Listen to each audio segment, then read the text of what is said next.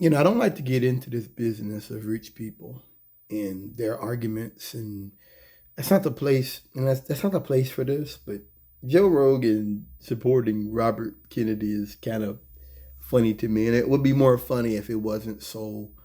This time wasn't so dangerous. Robert Kennedy had a brain worm. He had a worm in his brain. He admitted ate a portion of his brain.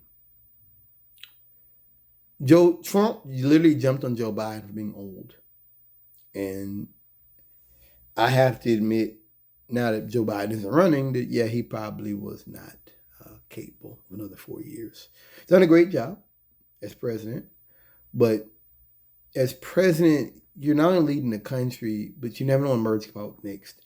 I say Joe Biden would be better than Trump because we have another pandemic, we have something that happen, and I'm pretty sure Joe Biden will listen to the scientists where Trump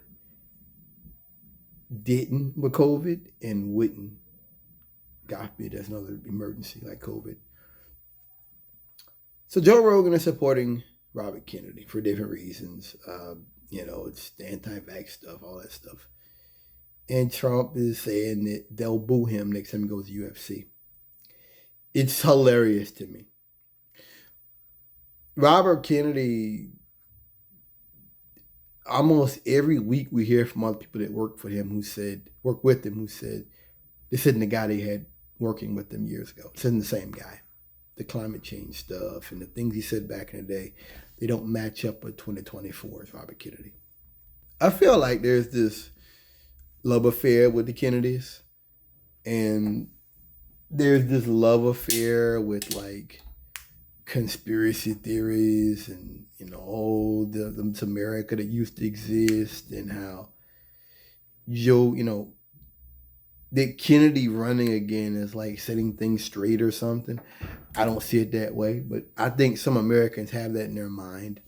I think that when it comes to Joe Rogan supporting Robert Kennedy, it's because it doesn't affect him.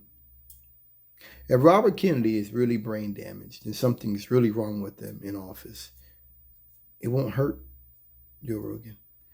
If we have another pandemic happen and he's messed up in the head, Joe Rogan will be okay. This is just like when I was talking about Ellen DeGeneres and how Ellen DeGeneres was like sitting down watching a game with George Bush back, and people were like, "Oh, how can you be hanging out with a guy that was against gay marriage?" Well, I forgive. You're forgiving a man that would have had you go to jail for loving someone that living your truth? Yeah, because she could get some land somewhere and just move back and forth, fly back and forth.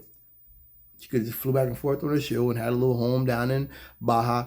It's like D.L. Hughley flying across the country back and forth. She could have done that. Just like me getting in my car. It'd have been nothing. She would have had opportunities to do that. It's important to remember that when you listen to rich people talk, their world isn't your world. Yes, they can say things that I wouldn't have thought of because they're living on a different plane. They can see more. I get that. But their world isn't your world. When Joe Rogan got sick with COVID, I remember kind of like listening to him somewhat. That was my wake-up call. That he talked about how it wasn't as serious and vaccines weren't important. He got sick with COVID and did a video talking about monoclonal antibodies, Z-Pack, vitamin I. You can't pick it up at Walmart on the way home. You can't pick it up at Home Depot. Joe Rogan got the money. So even if the things he says doesn't pan out, or if the things he says even hurts him, he'll be okay because he has the money and the means to just sit down and get a nurse or a doctor or whatever. You don't.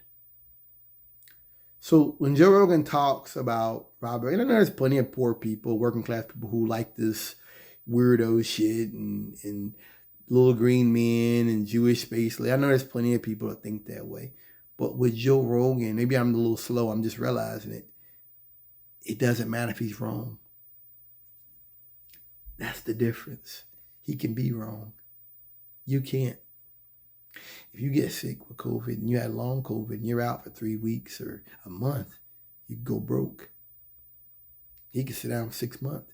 He could do his podcast remotely. It just came to me quickly when I heard about that him and Trump are fighting. And it's kind of beautiful because I thought he would. I thought he'd be a Trump supporter.